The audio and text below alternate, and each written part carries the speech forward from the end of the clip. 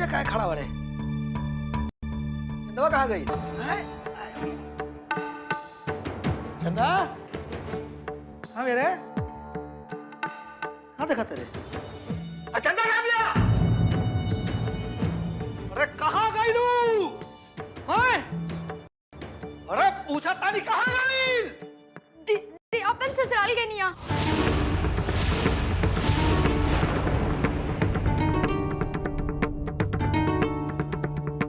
ससुराल गई हमारा का बर्बाद कर दिया सुनी।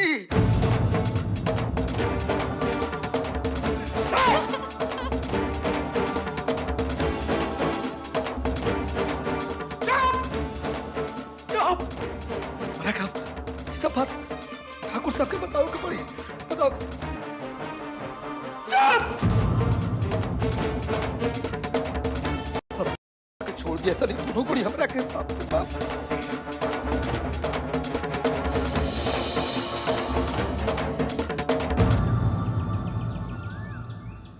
बड़का भैया तू खाली जायदाद पाए खाती तू हमारे साथ ऐसा काहे कर बड़का भैया? ते गधा बाड़े आ गधे रहबे। अरे बेवकूफ तोरा इतनो समझ में ना आए कि कुल जायदाद हमरा चाहिए। हम अपना प्रॉपर्टी में कोनो हिस्सा पटेदार नहीं देखे के चाहत बुझाइल। ये पूरा प्रॉपर्टी पूरा हवेली के मालिक अकेले हम बने का चाहता नहीं। ठाकुर निर्भय सिंह गधा कहीं के। बड़का भैया तू खाली हमरा के एक बार कह के देखता बड़का, खाली एक बार। अगर हम तार बात ना मानती तब तू हमरा कहता बड़का कि बड़का भैया तू हमरा साथ ऐसा बर्ताव काहे करला बड़का भैया? काहे?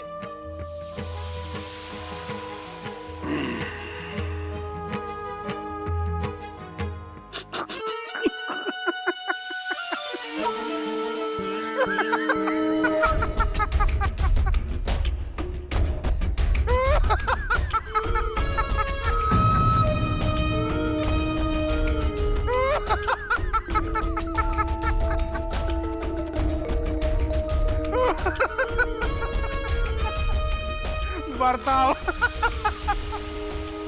बर्ताव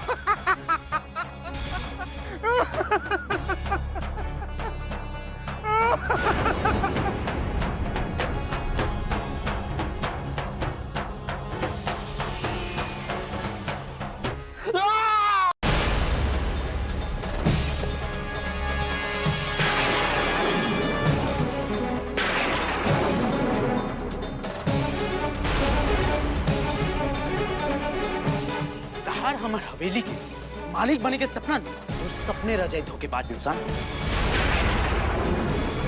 आज तक हम चुप रहे तो तुम मेरा क्या समझ ले रे? मूर्ख इंसान समझ ले रे। मूर्ख तक तू बड़े बेवकूफ आदमी तोरा जानते तोरा के इस्तेमाल करके नहीं हम अपने बिजनेस की बढ़ाई नहीं। और जानते तोरा जल्दी एजा से निकाल दे ओकरा बाद रास्ता पड़ी तू कटोरा लेके भीख मांगिए भीख क्या बुझे भीख।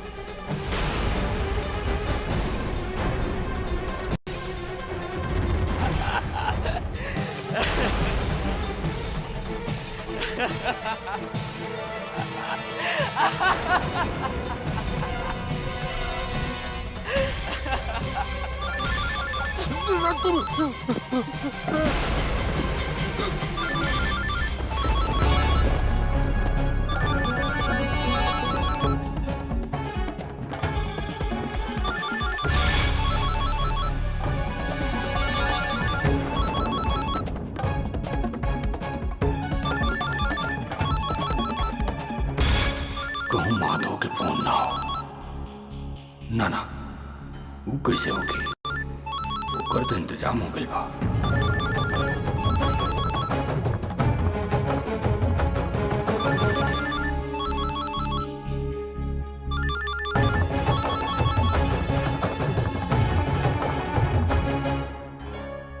हेलो ठाकुर साहब हम राम खिलावन बोला तनी। हाँ बोल। ठाकुर साहब वो कहा कि वो चंदवा आज सवेरे सवेरे हम सुता रही है ना तो राहुल हवेली चल गई।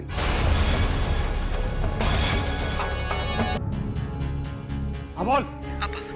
ठाकुर साहब वो कहा कि वो चंदवा आज सवेरे सवेरे हम सुता रही है ना तो राहुल हवेली चल गई। अभी तक तब पहुंची हो गए लोग ठाकुर साहब। एक नंबर के गधा पड़ा तू।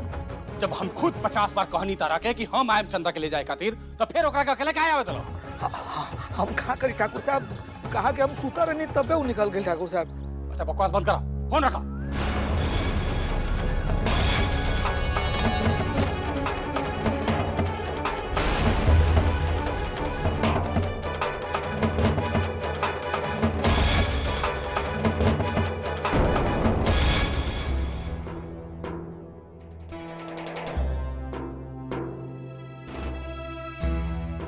ये हवेली में इतना उठा पटक हो रहा बा, बाकी जब से हम आयल बानी एक दिन माधव के ना दिखने। आखिर कहाँ गई होगी? इहो मानल जा सकेला कि माधव कहीं चल गई बा, बाकी सूरज देव चाचा और गायत्री चाची तो हमेशा घरे पर रहेला। तो फिर वो लोग कहाँ चल गए ना? पूरा परिवार ही अचानक गायब। हमरा तो कोनो बड़ा दुर्घटना के गंध आ रहा बा। एजा कोनो सांच ना बोलत बा, केकरा से पूछो।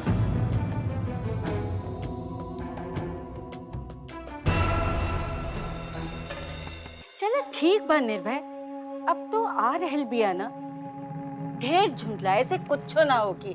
बस खाली एगो बात का ध्यान रखिया कि जब वो यहाँ आई तो अपन दिमाग की गर्मी मत निकाले लगिया। बाकी मैं लड़की की हिम्मत तो देखो। हाँ? वो अपना औकात भुला गेल बिया का? बिना एक बार भी हमरा से पूछले सीधे चला रहा बिया।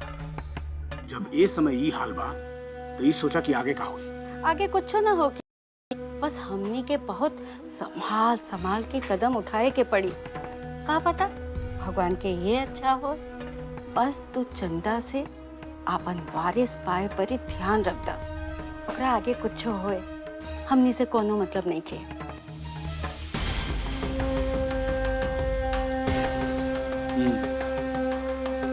जरूर आशा से भेंट करे खातिर आ रहल बाड़ी। तो का भय चंदा आशा की खोजे, बाकी आशा ओकरा के कबहू ना मिले। आशा तो नौकरन के क्वार्टर में चल गई, और ये चंदा वहाँ कबहू ना जाए। और आशा यदि यहाँ आ भी जाए तो चंदा ओकरा के कैसे पहचाने? वो तो ओकरा के तुलसी ना समझेली, हवेली के नौकरानी। तो चंदा जब आशा के बारे में पूछी तो का कहब सब हमनी के? अरे ये कौन मुश्किल काम बा? कह दिहल जाए कि ओकर बाबूजी के तबीयत खराब हो गई, वो अपन नैहरे चल गए। और ही का?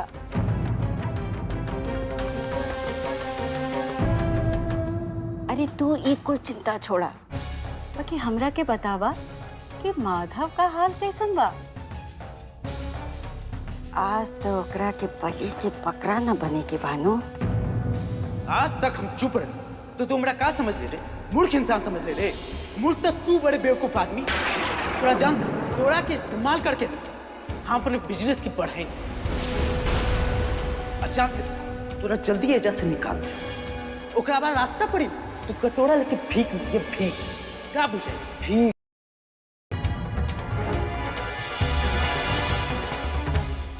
अरे निर्भय, हम तोरा से कुछ पूछ रहल बानी।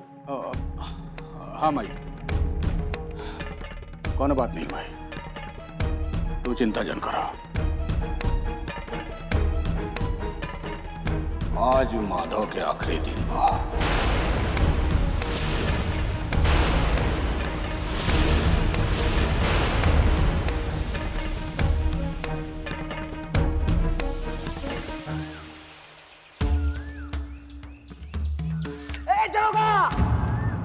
कहते स्वागत की दूरी पर रहा ना तो मजबूरी में हमसे गोली करा दे पड़ी।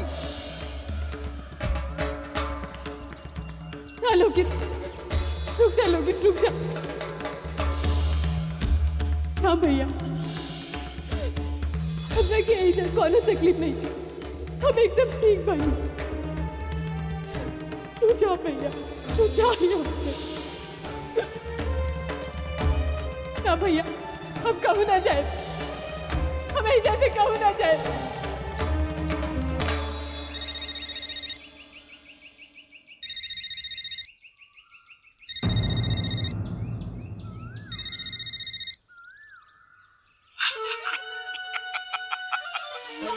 कब हमार दुलरुआ साले साहब काल तो बड़ा भाग से बच गए,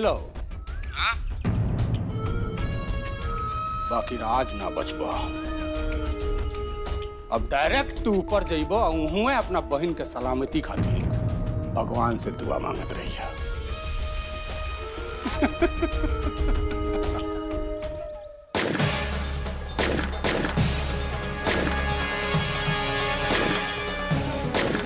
अरे क्या रे, बाहर निकल। अरे क्या कर जान अपन भारी हो गल बेटा रे, जे दरोगा सिंह से पंगा लेवल चला ले। अरे निर्भय का चमचा निकाल बाहर। अरे कामा चुप गए ना मार, बाहर निकाल। ना निकलो बाहर।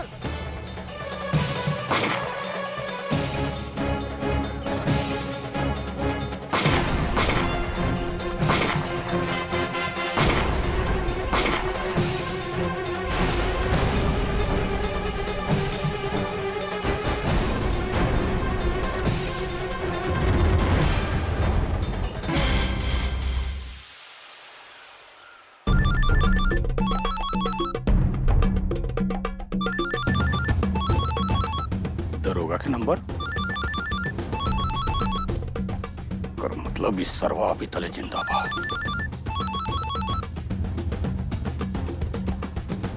हेलो, अरे दरोगा सिंह के पीठ पर माला से दरोगा सिंह ना मरी बुझाइल।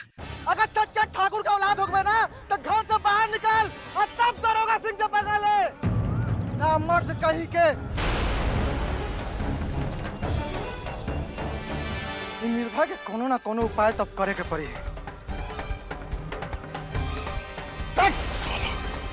हमारा अपने आदमी ससुर एक नंबर के निकम्मा पड़ा था। काहे के सुतर सुतर कहता है गधा ससुर के को तू कौड़ी का लौंडा का नाम मार सकता।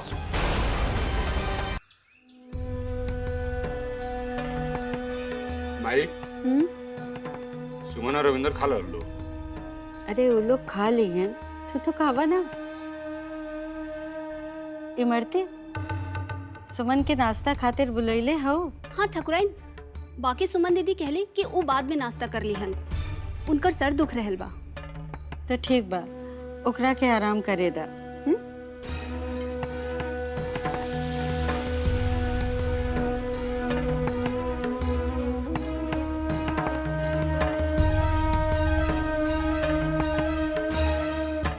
प्रणाम माई।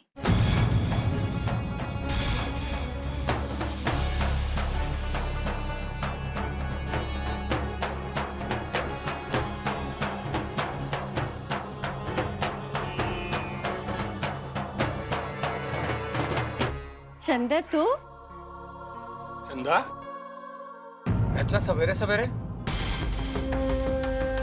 के बात हमें? हम अकेले आयल बानी।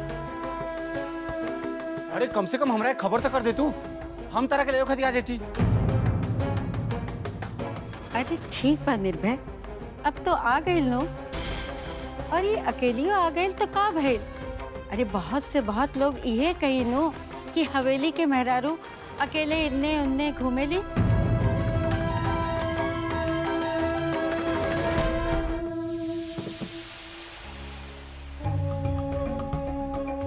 खुश रहा। बाकी नहीं की दुल्हन, इतना सवेरे सवेरे कनो खास बात हो गए रहल का?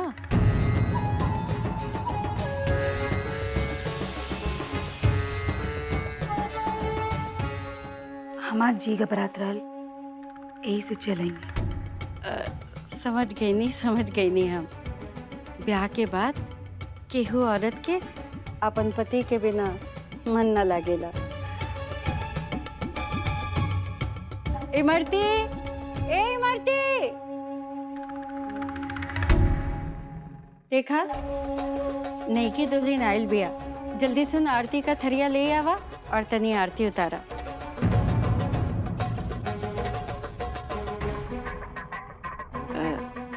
नहीं के दुल्हन तोहार बहन और बाबूजी कैसन बाड़न?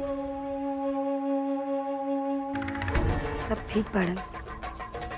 तोहार बाबूजी एजा आए के अकेले इजाजत दे देले? अरे माई वो तो अभी तले सुतल हुई है।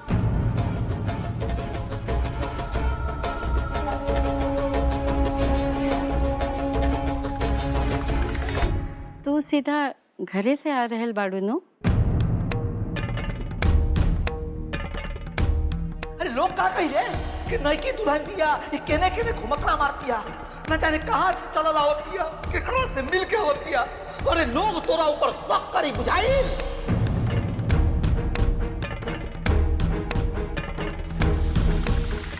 माई इतना सवेरे सवेरे और कहाँ से हुई मुँह से नहीं हुई? अरे खाली एगो बात पूछनी है।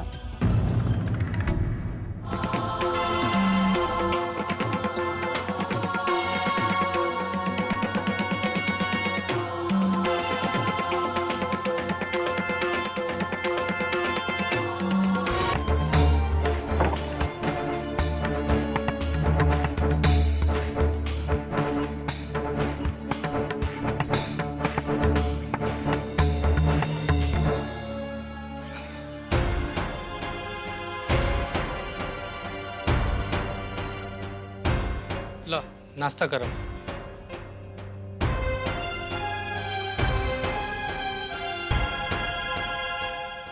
तो का सोच लो? सोचने का जान से मार दे मुकरा के हम। केकरा जान से मार देबा? अरे उहे निर्भय के देखो तू दीदिया के अपमान के बदला लो, ठीक बा। निर्भय के सबक सिखावा, ओहो ठीक बा। लेकिन ओकरा के जान से मारला के बाद तारा बुझाता का होई? का होई का है? अरे दीदिया विधवा हो जाई ये ना। अरे कुछ ना होई बुर्बक, दीदिया के मुक्ति मिल जाई, मुक्ति। का है कि खेल निर्भय प्रताप सिंह स्टार्ट कर ले बटे, एकरा के खत्म हम करें। काहे कि हम ओकरा के ना मारेम तो वो हमरा के मार दी। यही सब हम दोनों आदमी में से सिर्फ एक ही आदमी जिंदा रही, या तो हम या तो वो।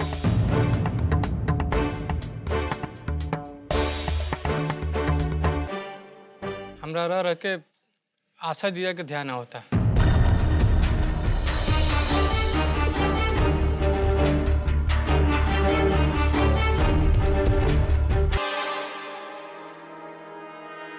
माधो काहे नहीं के लोकत? हवेली में इतना कुछ हो गल, लेकिन एको दिन लौकल ना। वो हवेली में तो उहे आदमी रहे जे तनी काम के रहे। हमरा बुझाता कि पूरा करी ना माधो से जुड़ल बट। काहे कि पहले चंदा के बियाह माधो से होके वाला रखा। अच्छा तो हो न हो ई कुल मामला में माधव के कोनो न कोनो संबंध जरूर बा। एगो काम कर, माधो के पता लगाओ।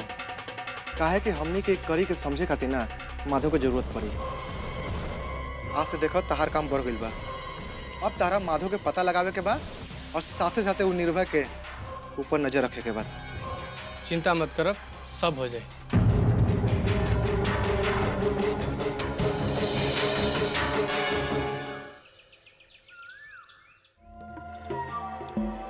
हमरा के आशा दीदी से भेंट करे के बा।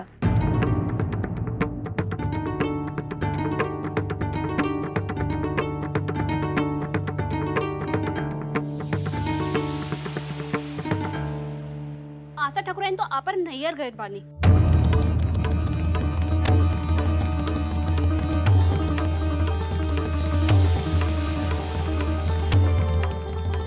कब? हमरा के लागल कि वो एजे हुई हन।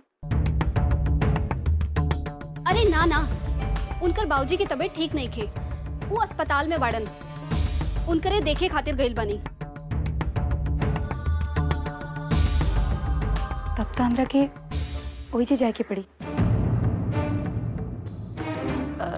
अस्पताल जाए के का होई? भीड़ बढ़ावे से का मतलब? अरे जब वो घर आ जाइहन तब जइहा। इमरती नईके दुल्हन के चूल्हा पूजन की तैयारी करा। आज के बाद नईकी दुल्हन रसोई के मलकिन हुई। ना, हम चूल्हा पूजन ना करब। हम चूल्हा पूजन ना करब। काहे कि ई चूल्हा पूजन परी सिर्फ आशा दीदी के अधिकार बा, ये हवेली के ठकुराइन के अधिकार बा, और ये हम उनकर इजाजत के बिना उनकर कोनो चीज के हाथ न लगाए और उनकर जिंदगी के भी कोनो दखल ना दे। माई, ये हवेली में हमरा के अपन जगह मालूम बा। हम अपन लक्ष्मण रेखा कबो पार न कर। ठीक कहलू, बाकी ई चूल्हा हवेली के ठकुराइन के बा, और ये हवेली के असल ठकुराइन बाड़ी आशा दीदी।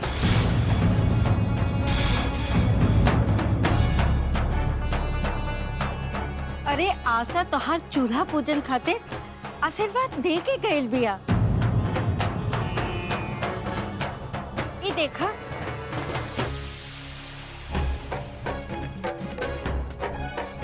ई चांदी का सिक्का आशा तोहरे खातिर हमरा के दे के गइल बिया। ई ला।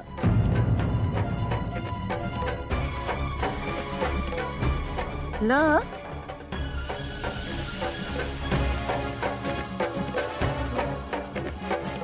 एकर मतलब बा कि ई बिया उनकर मर्जी से भइल बा।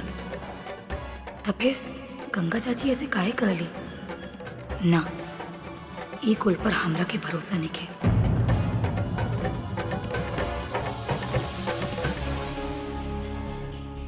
माई, हमरा के आशा दीदी से बात करे के बा।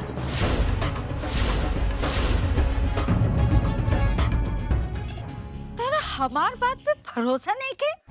हमार बात पे भरोसा नहीं के? हाँ? देख ले निर्भय, इन नई की दुल्हन के लक्षण ना अभी से दिखे लागल, और ये जिद पकड़ ले बिया कि आशा से बात करी तभी चूल्हा पूजन की तैयारी करी।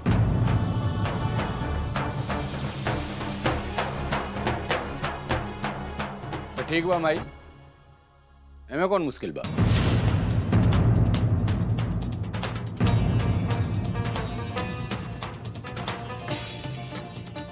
हम इनकर बात अभी करा देते नहीं।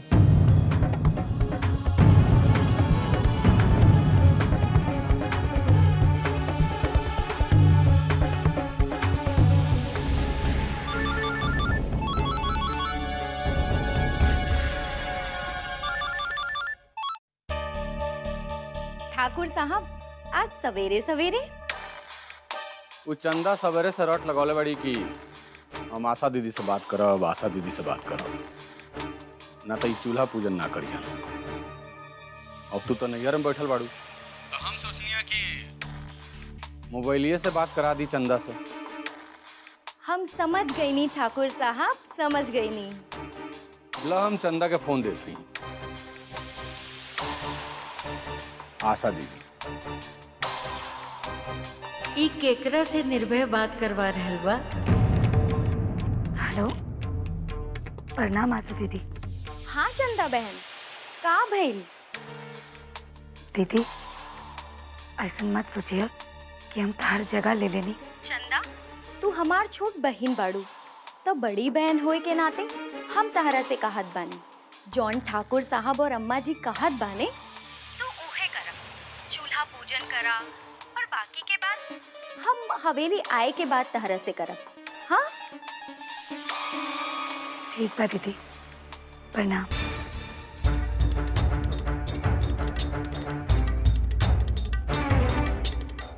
तब अब होने गल भरोसा।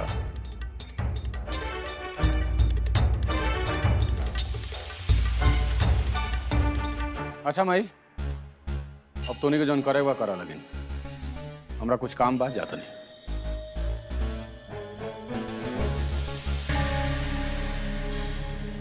माई, हमरा के क्षमा कर दी, हमरा और बात पर विश्वास न कईनी है। चला, कोनो बात नहीं के दुल्हे, चूल्हा पूजन खातिर तैयार हो जा। मेहमान जी, आज नई की दुल्हन का चूल्हा पूजन बा।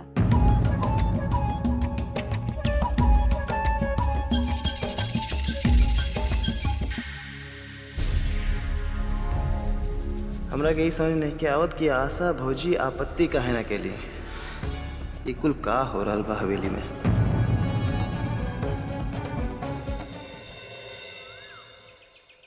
इमरती खाली पहल का पूरी नई के दुल्हन छानी, ओकरा बाद तू ले लिया बुझाए। और ये सुना, खीर में डाले खाते काजू किशमिश बादाम कुल दे दिया। नई की दुल्हन अब हमार जिम्मेवारी खत्म, तू अपन काम करा, हम जात बानी।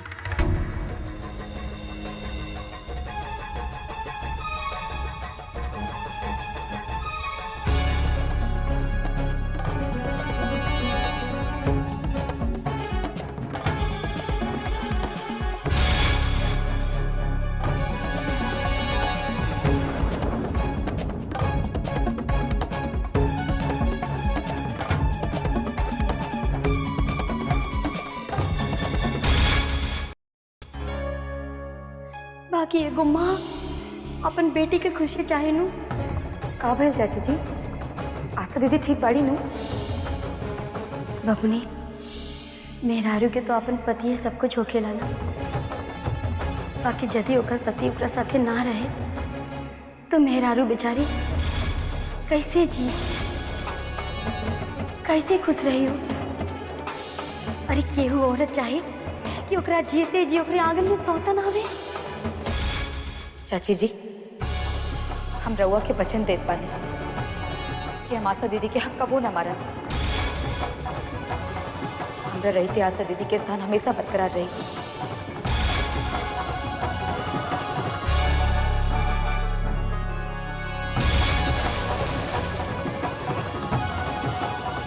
अरे केहू औरत चाहे कि ओकरा जीते जी ओकरे आंगन में सौतन आवे।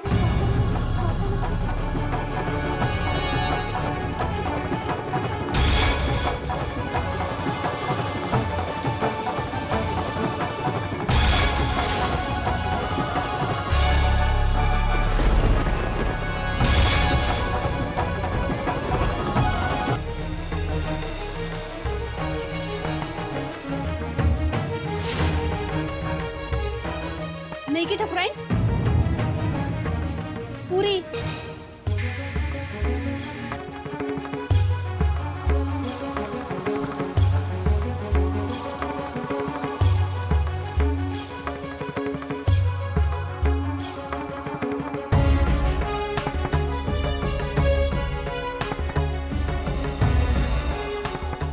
अरे केहू औरत चाहे कि ओकरा जीते जी ओकरे आंगन में सौतन आवे।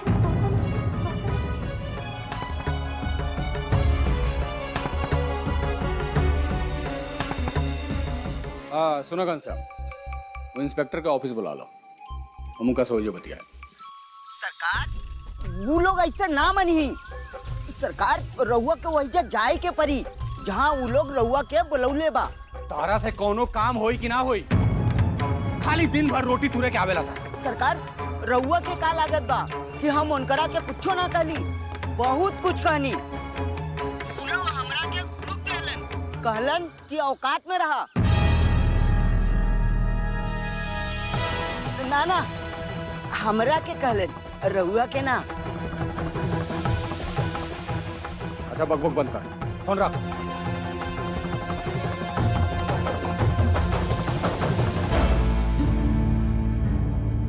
निर्भय, तोहार मूड ठीक बा तो एगो बात पूछी? अरे हाँ माई, तारा खातिर मूड के कौन कीमत पूछा ना। तो जौन चंदा के आशा से बात करवैला हा, वो हमरा के ना बुझाए। ई चक्कर का बा?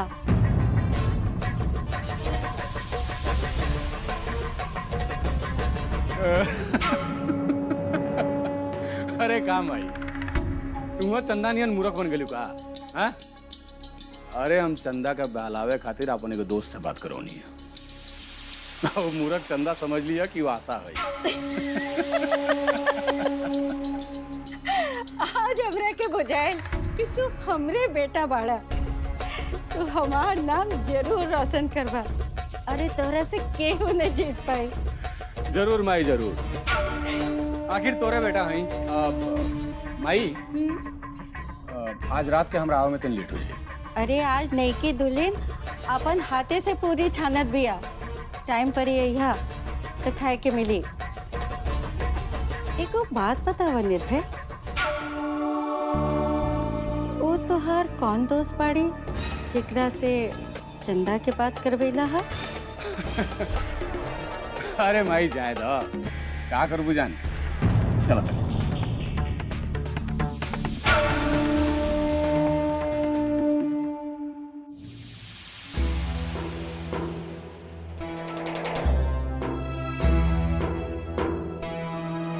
भैया मान जाना।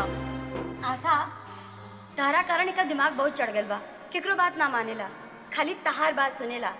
अरे एकरा इतना दुलार मत करा कि एकरे नुकसान हो जाई। ई ठीक बा कि भाई बहन में बहुत प्यार बा, बाकी पढ़ाइयो तो करे के चाही। आ कहीं परीक्षा में फेल हो गई ता? ना माई, हमार भाई जिंदगी में कोनो परीक्षा में फेल ना होगी, देख लिहा। अरे उठो मर्दे, अरे इतना दिन निकल गया अभी ले सुतल बड़ा। उठो उठो ए। का रे? अरे आँख खोला, हम तारा खातिर को बहुत बढ़िया खबर ले बनी। का? हम सिवान और गोरखपुर रोड पर माधव और उनका बाबूजी के एगो जीप में मंगल सिंह के आदमी के साथ देखले बनी।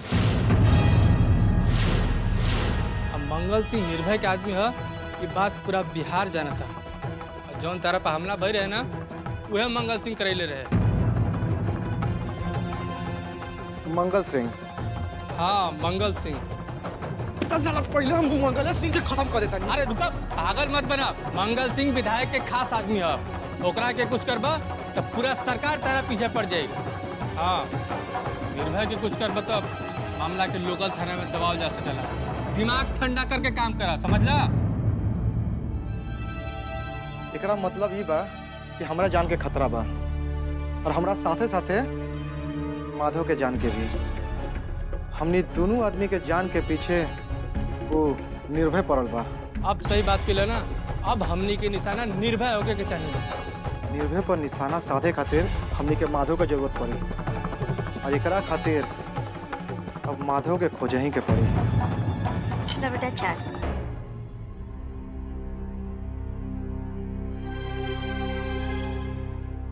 राजी बेटा, तो हर बहन कैसन बाड़ी? दीदिया के हम अपना घर वापस लेने। वो कहते रही कि ससुराल से हमारे अर्थी निकले, यही से हम के समझा बुझा के अपना घरे लेंगे, काहे कि हम ये सब फालतू बात पे विश्वास ना करेंगे।